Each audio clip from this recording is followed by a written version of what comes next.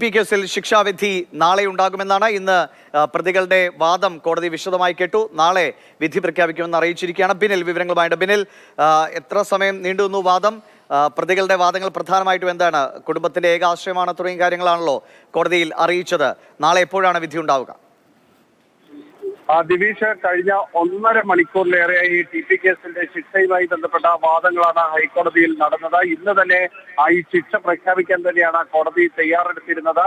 എന്നാൽ പ്രതിഭാഗം ഇതിൽ എതിർപ്പ് രേഖപ്പെടുത്തി. പ്രതിഭാഗം മുന്നോട്ട് വെച്ച പ്രധാനപ്പെട്ട ആവശ്യമെന്നത് 3 റിപ്പോർട്ടുകൾ ഹൈക്കോടതിയുടെ മുന്നിലേക്ക് എത്തിയിട്ടുണ്ട്. ആ റിപ്പോർട്ടുകൾ തങ്ങൾക്ക് കിട്ടിയിട്ടില്ല. ആ റിപ്പോർട്ടിന്മേൽ മറുപടി പറയാനുള്ള സമയം അനുവദിക്കണമെന്നതായിരുന്നു ആ കേസിൽ പ്രതികൾക്ക് വേണ്ടി ഹാജരായ ബി രാമൻപിള്ളയും വിജയഭാനുവും കോടതിയിൽ ആവശ്യപ്പെട്ടത്. ആ ആവശ്യത്തെ തുടർന്നാണ് കോടതി നാളത്തേക്ക് ഈ കേസ് ഇപ്പോൾ മാറ്റിവെച്ചിരിക്കുന്നത്. നാളെ രാവിലെ 10:15 പ്രതികളെ മുഴുവനായും കോടതിയിൽ ഹാജരാക്കാനാണ് ഇപ്പോൾ ഹൈക്കോടതി നിർദ്ദേശിച്ചിരിക്കുന്നത്. ആ 3 റിപ്പോർട്ടുകൾ എന്നത്, ഒന്ന് ജയിൽ സൂപ്രണ്ടിന്റെ റിപ്പോർട്ടാണ്. പ്രതികൾ ശിക്ഷ അനുഭവിച്ച് കിടന്നിരുന്ന ജയിലുകളിലെ അവരുടെ സ്വഭാവം സംബന്ധിച്ച ജയിൽ സൂപ്രണ്ടിന്റെ റിപ്പോർട്ട് ഒന്ന്. മറ്റൊന്ന് പ്രതികളുടെ മാനസികാരോഗ്യവുമായി ബന്ധപ്പെട്ട മെഡിക്കൽ കോളേജ് ഡോക്ടർ നൽകിയ റിപ്പോർട്ട്.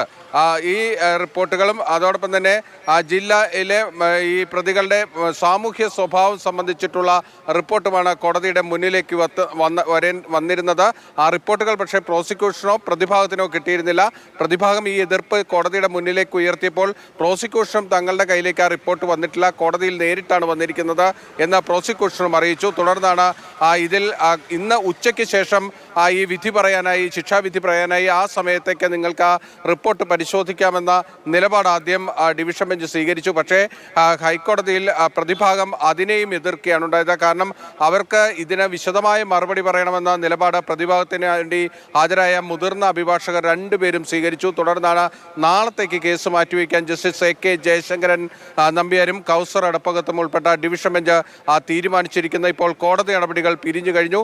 ദിവിഷ് നേരത്തെ സൂചിപ്പിച്ചതുപോലെ ഈ കേസിലെ 12 പ്രതികളെയാണ് കോടതി ഈ ശിക്ഷ സംബന്ധിച്ച വിശദീകരണം തേടിയത്. ഇതിൽ 12ാം പ്രതി ജ്യോതി ബാബു ഓൺലൈനായിട്ടാണ് ഹാജരായത്. കോഴിക്കോട് ചികിത്സയിലിരിക്കെ ആശുപത്രിയിൽ നിന്ന് ഓൺലൈനായിട്ടാണ് ഹാജരായത്. ബാക്കി 11 പ്രതികളും ഹൈക്കോടതിയിൽ നേരിട്ട് ഹാജരായിരുന്നു. ഈ 11 പ്രതികളും ശിക്ഷ ഉയർത്തരുത്, തങ്ങൾക്ക് നിലവിലുള്ള ശിക്ഷയിൽ ഇളവ് നൽകണം എന്ന ആവശ്യമാണ് ഉന്നയിച്ചത്.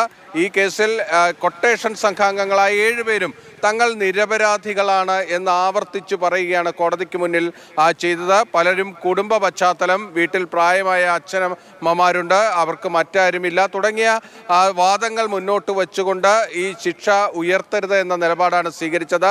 ഇതിൽ കേസിലെ 8ാം പ്രതിയായ KC രാമചന്ദ്രനാണ് ഒരു രാഷ്ട്രീയ നിലപാട് പറഞ്ഞത്. KC രാമചന്ദ്രൻ കോടതി അറിയിച്ചത് താനൊരു രാഷ്ട്രീയ പ്രവർത്തകനാണ്, പൊതുപ്രവർത്തകനാണ്, തന്നെ ഈ കേസിൽ മായി കുടുക്കിയതാണ് എന്നതാണ്, രാഷ്ട്രീയ വിരോധത്തിൻ്റെ ഭാഗമായി തന്നെ കുടുക്കിയതാണ് എന്ന വാദം KC രാമചന്ദ്രനാണ് മുന്നോട്ട് വെച്ചത്. അതോടൊപ്പം തന്നെ KK കൃഷ്ണനും തൻ്റെ ആരോഗ്യ പ്രശ്നങ്ങളും താൻ ദീർഘകാലം വടകര ബ്ലോക്ക് പഞ്ചായത്ത് പ്രസിഡന്റായിരുന്ന കാര്യമൊക്കെയാണ് കോടതിയിൽ പറഞ്ഞിരിക്കുന്നത്. ഇവരെല്ലാം തന്നെ കോടതിയിൽ പൊതുവായി സ്വീകരിച്ചത് തങ്ങൾ നിരപരാധികളാണ്, കുടുംബ പശ്ചാത്തലവും ആരോഗ്യ പ്രശ്നങ്ങളും ഒക്കെ തന്നെ ചൂണ്ടിക്കാണിച്ചുകൊണ്ട് ശിക്ഷ ഉയർത്തരുത് എന്ന നിലപാടാണ് എല്ലാ പ്രതികളും കോടതിയിൽ എടുത്തിരിക്കുന്നത്. പക്ഷേ ഈ കേസിൽ നമ്മൾ ശ്രദ്ധിക്കേണ്ടത് കോടതി പരമാവധി ശിക്ഷയായ വധശിക്ഷയിലേക്ക് പോകുമോ എന്നത് തന്നെയാണ്. വധശിക്ഷയിലേക്ക് കോടതി പോകണമെന്ന നിലപാടാണ് പ്രോസിക്യൂഷനും KK രമയ്ക്കുമുള്ളത്. അവരുടെ ആ നിലപാട് കാരണമാണ് കോടതി ജയിൽ അധികൃതരുടെ അടക്കം റിപ്പോർട്ട് വിളിച്ചു വരുത്തി പരിശോധിക്കുന്നത്. കോടതിയും പരമാവധി ശിക്ഷ നൽകേണ്ടതുണ്ടോ എന്ന പരിഗണനയിലേക്ക് നീങ്ങിയിരിക്കുന്നു എന്ന് തന്നെയാണ് അതിൽ നിന്നെല്ലാം നമ്മൾ മനസ്സിലാക്കേണ്ടത്. ഇനി നാളെ കൃത്യമായി സമയം പറഞ്ഞിട്ടുണ്ടോ? ഈ വാദം, കുടുംബത്തിന്റെ ഏകാശ്രയം തുടങ്ങിയ വാദങ്ങളെയൊക്കെ കോടതി ഏത് രീതിയിൽ പരിഗണിക്കുമെന്ന് കരുതാം? ഒപ്പം അതിശക്തമായി ഇപ്പോൾ ആദ്യം ഈ കേസിൽ നിർണായകമായി ഈ വിധി ഉണ്ടാകുമ്പോൾ 2 പേരെ കൂടി വെറുതെ വിട്ട് 2 പേരെ കൂടി പ്രതി ചേർക്കപ്പെടുമ്പോൾ അന്ന് അതിനുശേഷം KK രമയൊക്കെ പ്രതികരിച്ചത് തങ്ങൾ ശക്തമായി തന്നെ മുന്നോട്ട് പോകും, ഇതിലൊരു ഇളവും വരുത്താൻ അനുവദിക്കാത്ത രീതിയിൽ നിയമ നടപടികളുമായി മുന്നോട്ട് പോകുമെന്നാണല്ലോ രമയും പ്രോസിക്യൂഷനും ഒക്കെ വ്യക്തമാക്കിയത്. അതേ രീതിയിൽ തന്നെയായിരുന്നോ വാദവും? പ്രോസിക്യൂഷന്റെ പ്രധാനപ്പെട്ട വാദങ്ങൾ അവർ കഴിഞ്ഞ തവണ തന്നെ പൂർത്തീകരിച്ചിരുന്നു. അതായത് ഈ കേസിൽ പ്രതികൾക്ക് പരമാവധി ശിക്ഷയായ വധശിക്ഷ നൽകണം. ഈ നേരത്തെ വിചാരണ കോടതി നൽകിയ ജീവപര്യന്തം ശിക്ഷ പോരാ. അതോടൊപ്പം തന്നെ വധശിക്ഷയിലേക്ക് പോകുന്നില്ല എങ്കിൽ പ്രതികൾക്ക് പരോൾ നൽകാതെയുള്ള ജീവപര്യന്തം ജീവിതാവസാനം വരെയുള്ള ജീവപര്യന്തത്തിലേക്ക് പോകണമെന്ന നിലപാടാണ് അവർക്കുള്ളത്. കാരണം TP കേസിലെ പ്രതികളുടെ, പ്രത്യേകിച്ച് കൊട്ടേഷൻ സംഘാംഗങ്ങളായ പ്രതികളുടെ കാര്യം പരിശോധിച്ചാൽ നമുക്കറിയാം, അവർ പരോളിലിറങ്ങി പല കാര്യത്തിലും ഇടപെടുന്നു, പല കുറ്റകൃത്യങ്ങളുടെയും ഭാഗമാകുന്നു, ജയിലിൽ കിടന്നുകൊണ്ട് കുറ്റകൃത്യങ്ങൾക്ക് നേതൃത്വം നൽകുന്നു തുടങ്ങിയ പല കാര്യങ്ങളും നമ്മുടെ മുന്നിലേക്ക് വന്നിട്ടുണ്ട്. അതുകൊണ്ട് തന്നെ ഈ പ്രതികൾക്ക് പരോൾ പോലും അനുവദിക്കാത്ത രീതിയിൽ മുന്നോട്ട് പോകണം. രണ്ടാമത്തെ ആവശ്യമായി അവർ മുന്നോട്ട് വച്ചിരിക്കുന്ന അതാണ്. എന്തായാലും കോടതി നാളെ 10:15 പ്രതിഭാഗത്തിന്റെ വിശദമായ വാദം കേൾക്കും. അതായത് പ്രൊബേഷണറി ഓഫീസറുടെ റിപ്പോർട്ടിന്മേലും ജയിൽ സൂപ്രണ്ടിന്റെ റിപ്പോർട്ടിലും അതോടൊപ്പം മെഡിക്കൽ റിപ്പോർട്ടിലുമാണ് പ്രധാനമായ വാദം പ്രതിഭാഗത്തിന് പറയാനുള്ളത്.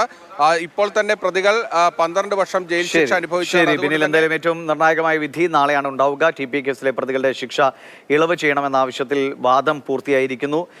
നാളെ ഇക്കാര്യത്തിൽ ശിക്ഷാവിധി ഉണ്ടാകുമെന്ന് ഹൈക്കോടതി അറിയിച്ചിരിക്കുകയാണ്. ബിന്നിലാണ് വിശദാംശങ്ങൾ നൽകിയത്.